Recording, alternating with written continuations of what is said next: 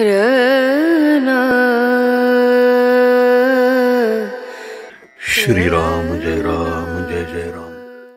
9 मार्च. मध्यम स्थितीतली माणसे संगतीला चांगली. एका गावात चोरांची एक सभा भरली. तीत काही चोर म्हणाले की लूट करायची ती हानी करून करावी. तर काहींचे असे म्हणणे पडले की कुणाला उगीच मारायला नको, नुसतीच लूट करावी.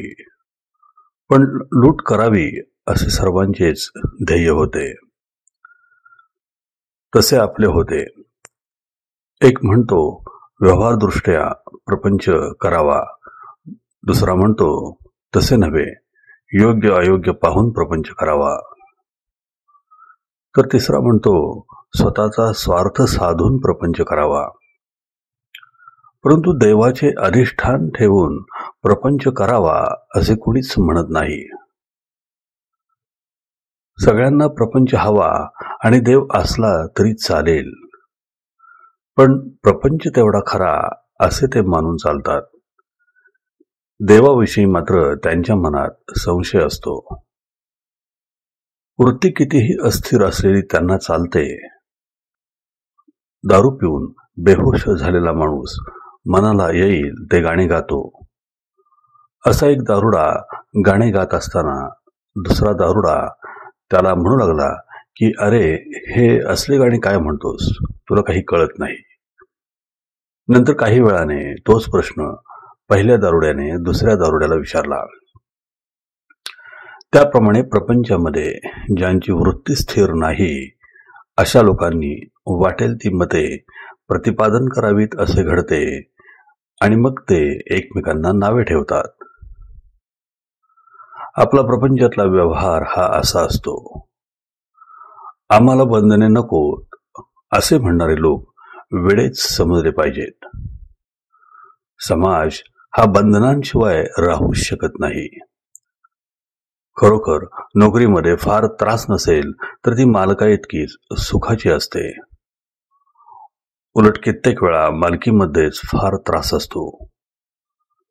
व्यवहारामध्ये आपण दुसऱ्याची लबाडी ओळखून वागावे, एवढीच लबाडी आपल्यामध्ये असावी. पण स्वतः मात्र लबाडी करू नये. म्हणजेच आपले डावपेच किंवा लबाडी लोकांना फसवण्यासाठी नसावी. लोकांकडून न फसण्या इतकेच आपण व्यवहारी असावे. व्यवहाराच्या दृष्टीने बघितले तर मला मध्यम स्थितीतील माणसेच जास्त भेटली. ती व्यवहाराला आणि संगतीला फार चांगली असतात, कारण ती सर्व बाजूंनी मध्यम असतात. त्यांचे पाप मध्यम, पुण्य मध्यम आणि परमार्थ देखील मध्यमच असतो. असा मनुष्य वेळप्रसंगी कर्जबाजारी झाला तरी चालतो, पण कर्ज किती असावे तर या महिन्यात देऊन टाकता येईल इतकेच. आजचे बोधवचन. नीतिधर्माचे आचरण ठेवता यावे, मुलाबाळांचे रक्षण करता यावे, अब्रूने जगता यावे. इतका पैसा जवळ असला की तो मनुष्य श्रीमंत समजावा. श्रीराम जय राम जय जय राम. जयाचा जनी जन्म नामार्थ झाला, जयाने सदा वास नामात केला.